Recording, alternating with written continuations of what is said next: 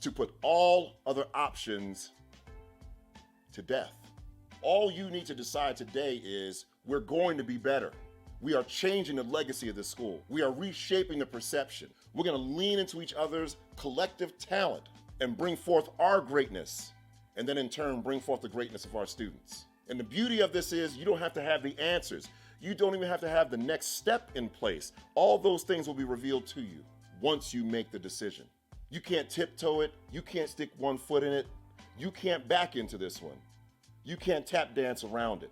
You got to be all in, because something happens when the human being put his or her back against the wall and decides there's no way out but that way. History has shown us that when the human being decides that something must be done, it gets done.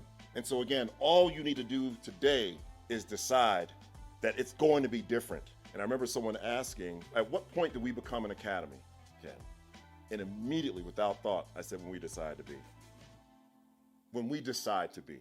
And we decided that day. To become a Learning for All culture is already mapped out. That process is firmly in place, and if you work it, it works.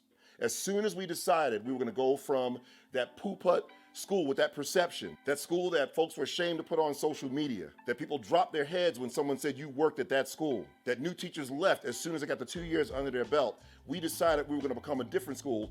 We became that school as soon as we decided, because what happened was our next steps were laid before us as a result of the decision. And so decide. Put all other options to death.